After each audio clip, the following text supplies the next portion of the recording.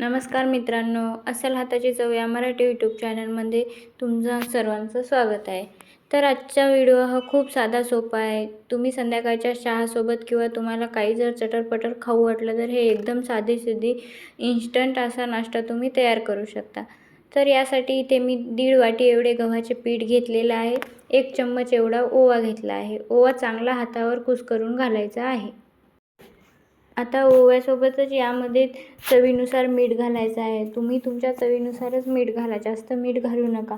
थोडंसं लाल तिखट घालायचं आहे. लाल तिखट नाही घातलं तरीही चालते, ते पूर्णपणे ऑप्शनल आहे. आता थोडीशी हळद घालायची आहे आणि आता यामध्ये पांढरे तीळ घालायचे आहे. तुमच्याकडे जर काळे तीळ असतील म्हणजेच कलोंजी असेल तर तेही तुम्ही घालू शकता. इथे मी पांढरे तीळच घातलेले आहे. आता हे पूर्ण व्यवस्थित मिक्स करायचं आणि यामध्ये 1 चम्मच एवढे तूप घालायचे आहे.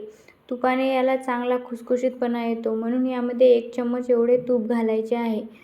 तुम्ही तुपाऐवजी गरम तेलही घालू शकता, पण मी इथे 1 चम्मच एवढे तूप घातलेले आहे. आता हे तूपही पूर्णपणे पिठामध्ये मिक्स करून घ्यायचे, म्हणजे पूर्ण पिठाला व्यवस्थित तूप लागले पाहिजेत, म्हणून ते पूर्णपणे व्यवस्थित मिक्स करून घ्यायचे आहे. आता यामध्ये थोडे थोडे करून पाणी घालायचे आहे. एकदम जास्त पाणी घालू नका. आपल्याला घट्टसर असा गोळा तयार करून घ्यायचा आहे, त्यामुळे थोडे थोडे करून पाणी घाला. जास्त पातळ झाले तर याचं पुरी लाटता येणार नाही. बघू शकता एवढे घट्टसर करा. आता 1 चम्मच 1 किंवा 1.5 चम्मच एवढे तूप घ्यायचे आहे आणि तुपामध्ये 1 चम्मच एवढे पीठ घालायचे आहे. पिठाऐवजी तुम्ही कॉर्नफ्लोअर किंवा तांदळाचे पीठही घालू शकता, पण मी इथे आपले साधे पीठच घातलेले आहे. आता हे व्यवस्थित मिक्स करून घ्यायचे आहे. जास्त पातळसरही करू नका आणि जास्त घट्टसरही करू नका. अशा प्रकारे हे करून घ्या.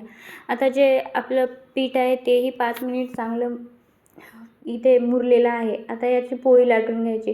तुम्ही पीठ लावा किंवा तेल लावा किंवा तशीही जर लाटल्या गेली तर तशीही पोळी लाटा. मी इथे थोडेसे पीठ घेऊन याची पोळी लाटलेली आहे. आता एक एक करून याचे साधारण एवढ्या पिठाच्या मी 4 पोळ्या लाटल्या होत्या, म्हणजे थोड्याशा पातळसरच लाटायच्या, जास्त जाडसर ह्या पोळ्या आपल्याला लाटायच्या नाही. बघू शकता आता ही पोळी लाटून झाल्या.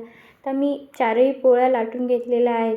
आता हे आपण जे तुपामध्ये पीठ मिक्स केलं होतं ते वरून थोडं थोडं करून लावायचे आहे.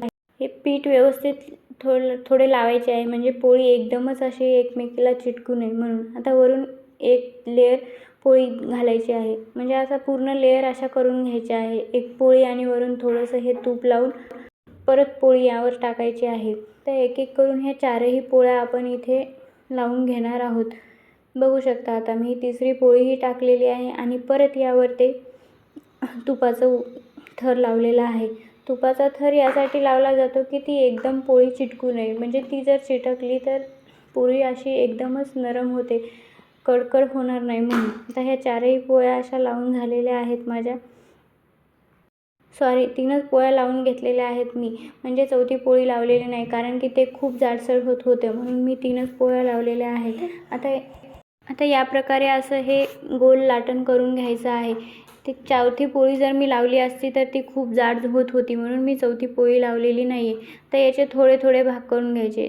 काही भाग माझ्याच्याने मोठे झाले, पण परत मी थोडे बारीक केलेले आहेत, म्हणजे जाडसर पुरी आपल्याला करायची नाही, पातळसर करायची आहे म्हणून.